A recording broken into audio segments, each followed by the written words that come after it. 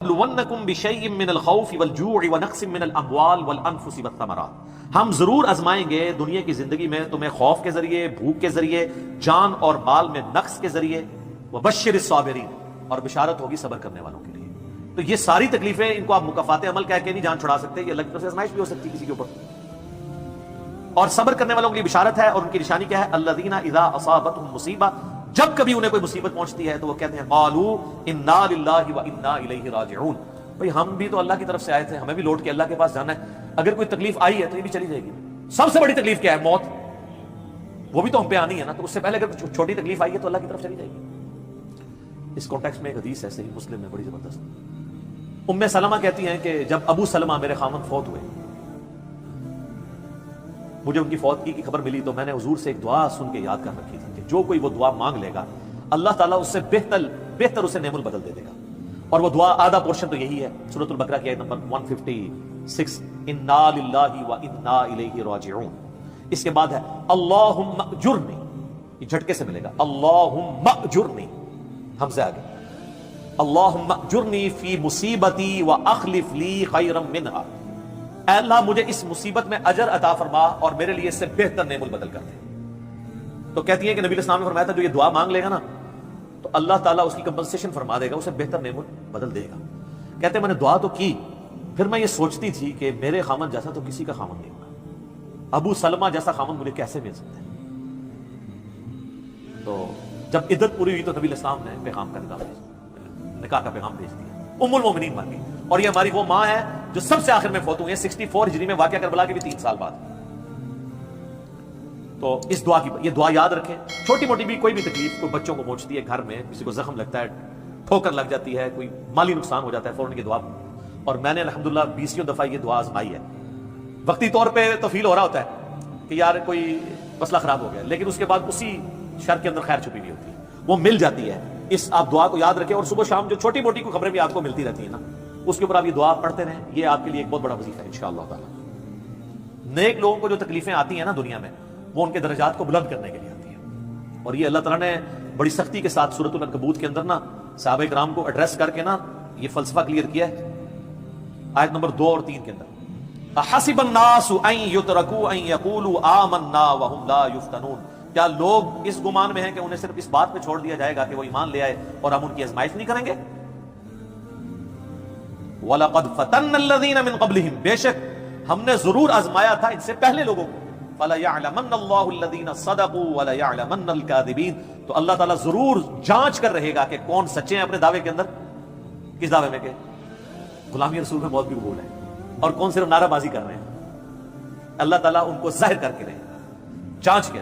تو یہ اللہ تعالیٰ نے اپنا اصول رکھا ہے، یونیورسل ٹروتھ۔ اس کانٹیکسٹ میں صحیح بخاری میں ایک حدیث ہے، صحابہ کرام نے جب کافروں کی تکلیفوں کا ذکر کیا نا حضور سے، تو آپ نے فرمایا صبر کرو، اللہ کی قسم تم سے اگلے لوگوں کو زمین میں گاڑا جاتا تھا، سر کی مانگ پہ آرا رکھا جاتا تھا اور کہا جاتا تھا کہ اسلام چھوڑ دو، اور وہیں ان کے 2 ٹکڑے کر دیے جاتے تھے، وہ اپنے دین پہ قائم رہتے تھے۔ لوہے کی کنگیاں ان کے گوشتوں پہ پھیری جاتی تھی حتیٰ کہ ہڈی تک پہنچ جاتی تھی، تب بھی وہ اپنے دین پر ثابت قدم رہے۔ تو نبی اسلام نے اپنے صحابہ کو اگلے لوگوں کی یہ تکلیف گنوائی۔ تو اب وہ جو اتنی تکلیفیں کاٹتے رہے ہیں، وہ کوئی مکافات عمل نہیں ان کے لیے ہوا، آزمائش تو ہوئی ہے نا جی۔ تو نیک اور برے لوگوں کے اعتبار سے ڈیفرنٹ ہے، یہ ذہن میں رکھیے گا۔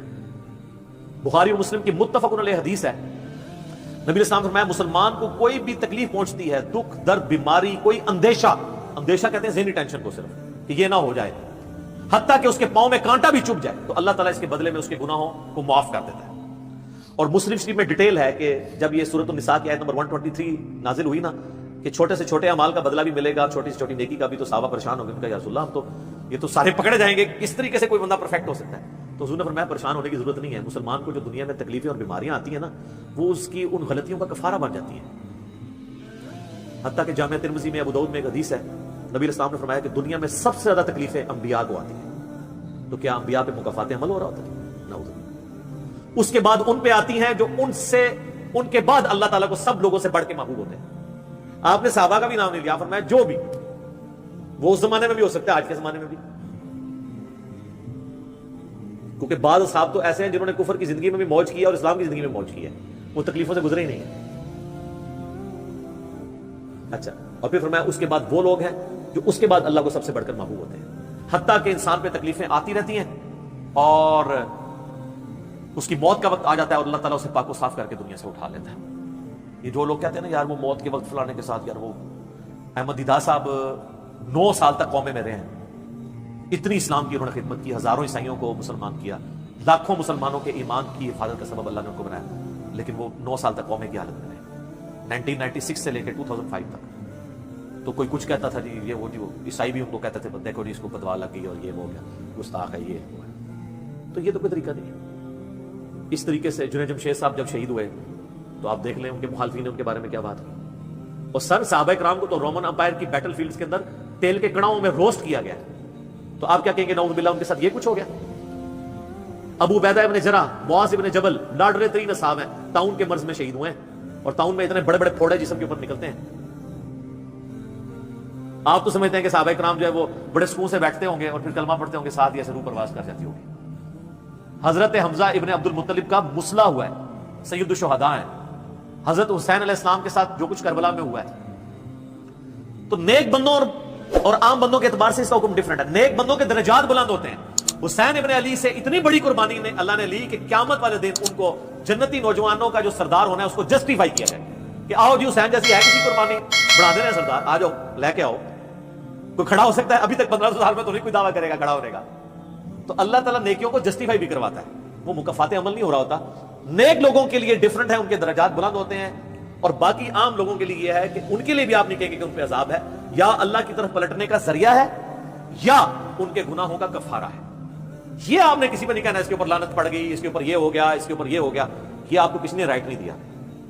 یہ بہت بڑا ظلم ہے۔ ایک طرح کے معاملات ہوئے ہوتے ہیں دونوں کے ساتھ۔ اب آپ دیکھ لیں سنیوں میں سے کوئی جیل میں جاتا ہے تو شیعہ کہتے ہیں دیکھا جی مکافات عمل ہے، شیعہ میں سے کوئی جاتا ہے سنی کہتے ہیں مکافات عمل ہے۔ تو یہ آپ جو مرضی، اور اپنوں کے لیے کہتے ہیں آزمائش ہے۔ تو یہ آج کی ڈیٹ میں آپ نے سب کے لیے آزمائش ہی کہنا ہے، ورنہ یہ مسئلہ بالکل خراب ہو جائے گا۔ اللہ ہی اللہ جی، اللہ تعالیٰ سے خیر مانگنا چاہیے، اللہ تعالیٰ کی طرف رجوع لانا چاہیے۔ اس حوالے سے بخاری اور مسلم دونوں میں حدیث ہے، میں اب آپ کو تھوڑے وظیفے بھی بتا دوں نا۔ ظاہر آزمائشیں تو ہر بندے پہ آتی ہیں، اللہ کی طرف رجوع بھی لانا چاہیے۔ ان آزمائشوں سے نکلنے کا طریقہ کیا ہے؟ بخاری اور مسلم دونوں میں حدیث ہے، نبی صلی اللہ علیہ وآلہ وسلم کے بارے میں انس بن مالک کہتے ہیں کہ نبی علیہ السلام کی اکثر دعا یہی ہوا کرتی تھی، اللہم ربنا آتنا فی الدنیا حسنہ وفی الآخرۃ حسنۃ وقنا عذاب النار، آمین۔ یہ بخاری مسلم میں بھی ہے، سورۃ البقرہ کی آیت نمبر 201 ہے۔ اے اللہ ہمیں دنیا میں بھی بھلائیاں عطا فرما اور آخرت میں بھی بھلائیاں عطا فرما، اور آخرت کی سب سے بڑی بھلائی بھی ساتھ مانگ لی، وقنا عذاب النار، آگ کے عذاب سے ہمیں بچا لے، آمین۔ یہ اکثر آپ کی دعا ہوتی تھی۔ اس کانٹیکٹ میں ایک حدیث ہے بڑی انٹرسٹنگ، صحیح مسلم میں، ایک صحابی بیمار ہوئے حتیٰ کہ بالکل ہڈیوں کا پنجر بن گئے، اور صحابہ کہتے ہیں چڑیا کی طرح ان کی جان ہو گئی۔ نبی علیہ السلام ان کی عیادت کے لیے گئے، آپ نے جب دیکھا فرمایا تو اللہ سے کیا مانگتا ہے؟ چنگا بندہ ٹرتا پھرتا بندہ جڑا منجی تے پی گیا، بالکل ڈھانچہ پنجر بن گیا ہڈیوں کا۔ اس نے کہا یا رسول اللہ میں اللہ تعالیٰ سے یہ دعا کرتا ہوں کہ اے اللہ جو تو نے مجھے آخرت میں عذاب دینا ہے نا دنیا میں ہی دے دے، آخرت کا عذاب تو بہت سخت ہے، تو مجھے دنیا میں ہی وہ عذاب دے دے۔ نبی علیہ السلام نے سبحان اللہ، کیا تم دنیا میں بھی اللہ کی تکلیف برداشت کر سکتے ہو؟ اوے تجھے تو چاہیے تھا تو کہتا ہے اللہم ربنا آتنا فی الدنیا حسنہ وفی الآخرۃ حسنۃ وقنا عذاب النار۔ یعنی آپ اللہ تعالیٰ کو معاذ اللہ کو فنیٹک سمجھتے ہیں کہ آپ کہیں گے اس نے عذاب تو ضرور دینا تو مجھے ادھر دے دے۔ اور یار اللہ سے اچھا ہی گمان رکھو، بخاری مسلم دونوں میں حدیث ہے، میں اپنے بندے کے گمان کے قریب ہوں جیسا میرے بارے میں گمان رکھے، بشرطے کہ کرتوت بھی ٹھیک کرے۔ تو سر ہم تو یہ کہتے ہیں اللہ ہم نہ تیری آزمائش کے قابل ہیں نہ تیرے عذاب کے قابل ہیں، ہمیں بلا حساب و کتاب ہی جنت میں داخل فرما دے، آمین۔ تو میں اپنے بندے کے گمان کے قریب، اچھا گمان رکھیں انشاءاللہ تعالیٰ اینڈ رزلٹ بھی اچھا ہوگا۔ آپ اللہ سے گمان اچھا رکھیں، یہ گمان بہت اہم چیز ہے، اور یہ آپ کا جو کانفیڈنس ہے نا اللہ کے اندر کہ انشاءاللہ اللہ میرے ساتھ خیر کا معاملہ ہی کرے گا۔ اچھا کئی لوگ کہتے ہیں منو تو اللہ نے دینے ہی عذاب ہے، استغفر اللہ۔ آپ چاہے اچھے مال کرتے ہیں برے مال، تب بھی آپ نے یہ اپنے بارے میں یہ بات نہیں کرنی، یہ تو، اور کسی کے بارے میں تو آپ نے سوچنا بھی نہیں سر، وہ تو کہانی ختم۔ وہ تو صحیح مسلم میں حدیث ہے نا، ایک شخص نے قسم اٹھا کے کہہ دیا تھا کہ اللہ تعالیٰ اس کو کبھی معاف نہیں کرے گا، وہ بڑا گنہگار شخص تھا۔ اللہ کی بارگاہ میں پہنچ، اللہ نے فرمایا تو نے میرے بھی آپ پہ کیسے قسم کھا دی؟ جا میں نے اس کو معاف کیا، تجھے دوزخ میں پھینکا۔ لا یسأل عما یفعل وهم یسألون، سورۃ الانبیاء کی آیت ہے۔ اللہ کو کوئی نہیں پوچھ سکتا اس نے یہ کیوں کیا، وہ سب کو پوچھ سکتا ہے کہ انہوں نے یہ کیوں کیا۔ یہ اللہ تعالیٰ کے بارے میں ناشکری پھیلانا سورہ الزمر میں ہے، لا تقنطوا من رحمت اللہ، اللہ تعالیٰ کے بارے میں مایوسی عوام کے اندر پھیلانا۔ لیکن اس کا دوسرا پہلو بھی غلط ہے کہ آپ رحمت کی آیتیں پڑھ کے تو لوگوں کے کام چوک کے رکھو، وہ بھی دوسری ایکسٹریم ہے۔ وہ بھی نہیں ہونی چاہیے. رحمت سے دھوکہ بھی نہیں کھانا. ہاں اعمال پورے کرنے ہیں اور پھر اللہ سے امید بھی رکھنی. جو سیدنا ابوبکر نے حضرت عمر کو وصیت کرتے ہوئے کیا کہا تھا کہ عمر جب تو جنتیوں کی طرف دیکھے نا تو دعا کرنا کہ میں بھی ان میں شامل ہو جاؤں, اور جب بھی تو جہنمیوں کا ذکر لائے تو اللہ تعالیٰ سے پناہ مانگنا کہ کہیں میں ان میں شامل نہ ہوں. انہوں نے آگے سے کہا کہ میں عشرہ مبشر ہوں. ٹھیک ہے, یہ معاملہ بہت سینسٹیو ہے. جن کو اللہ کا تعارف ہے نا تو وہ ان کی زندگی بڑے ڈر ڈر کے گزرتی ہے. تو یہ حدیث میں نے اس لیے بتا دی. ایک اور ذریعہ ہے ان آزمائشوں سے نکلنے کا. صحیح بخاری اور مسلم دونوں میں حدیث ہے جس کی یہ خواہش ہے کہ اللہ اس کی عمر دراز کر دے اور اس کے رزق میں کشادگی دے دے. رزق میں دنیا کی ہر نعمت شامل ہے. ہم تو دولت ہی سمجھتے ہیں نا. اچھی صحت بھی رزق ہے, اچھی اولاد بھی رزق ہے, اچھی صحت بھی رزق ہے, مال کی فراوانی بشرطے کہ وہ فطرے میں نہ ڈال دے وہ بھی رزق ہے. ہر چیز دنیا میں جتنی بھی اہمیت ہے یہ چیزیں جو ہم سمجھتے ہیں. تو بخاری اور مسلم دونوں میں الفاظ ہیں جس کی یہ خواہش ہے اس کی عمر دراز ہو جائے اور اس کے رزق میں کشادگی ہو تو اپنے رشتہ داروں کے ساتھ حسن سلوک کرے. یہ ہے جناب وہ کام کرنے کا. حسن سلوک خالی ان کو تسلیاں نہیں دینا. ظاہر قرآن اور حدیث میں جب رشتہ داروں سے صلہ رحمی کا ذکر آتا ہے تو یہ ہے کہ ان کے ساتھ قطع تعلق ہی نہیں کرنی, دوسرا ان کی فائنینشیل سپورٹ کرنی ہے. اس لیے آپ دیکھیں سب سے زیادہ حقدار زکوٰۃ کے صدقات کے آپ کے بہن بھائی ہیں. سب سے قریبی رشتہ ہوا ہے, اس کے بعد کوئی اور حق نہیں. باقی اس پہ تو امت کا اجماع ہے کہ جو صدقات اللہ کی راہ میں آپ کرتے ہیں اس سے اللہ تعالیٰ تکلیف ڈالتا ہے. منت سے نہیں ڈلتی. بخاری مسلم میں حدیث ہے کہ منت سے کنجوس کا مال ہی نکلتا ہے, تکلیف نہیں ڈلتی. لاجیکل ہے. منت تو یہ کہ یا اللہ پہلے کر تو میں کراں گا, اور صدقے میں کیا ہے یا اللہ میں نے تیری طرف سے تیری راہ میں یہ صدقہ کیا اور میں اس نیک عمل کا وسیلہ تجھے پیش کرتا ہوں, میرا مسئلہ حل کر دے. جو بخاری مسلم میں حدیث ہے 3 لوگ غار میں پھنس گئے تھے, انہوں نے اپنے پرانے اعمال کا واسطہ پیش کیا تھا. یہ نہیں کہا کہ یا اللہ ایک بار کاٹ دیتے سیا کرا کے, پھر کون سی نکلنا. انہوں نے اپنے پرانے کیے ہوئے اعمال کا وسیلہ اللہ کے حضور پیش کیا. جو قرآن میں بھی ہے وَاسْتَعِينُوا بِالصَّبْرِ وَالصَّلَاةِ, صبر اور نماز کے ذریعے اللہ کی مدد چاہو, جس سے وہ کہتے ہیں جی اس سے غیر اللہ کی مدد ثابت ہوتی ہے. تو کوئی کہتا ہے المدد یا صبر, المدد یا نماز, وہ اس کا مطلب ہے صبر اور نماز سے اللہ کی مدد, کیونکہ آگے آتا ہے ان اللہ مع الصابرین, بے شک اللہ تعالیٰ صبر کرنے والوں کے ساتھ. تو نیک امال کا وسیلہ آپ اللہ کے حضور پیش کریں. تو صدقہ اور خیرات کرنا یہ اللہ تعالیٰ کی طرف سے آئی ہوئی تکالیف کو, بلاؤں کو ٹال دیتا. تو یہ میں نے آپ کو ایک دعائیں, اذکار اور پھر امال بھی بتا دیے. آخر میں 2 دعائیں میں وہ جو بیان کی تھی ان کو ریپیٹ کر دیتا ہوں. ایک پریونٹیو دعا ہے. یہ 2 علاج ہوتے ہیں نا, پریونٹیو اور کیوریٹیو. پریونٹیو علاج یہ ہوتا ہے کہ بیماری ہونے سے پہلے علاج کیا جائے, جیسے ویکسین ہے.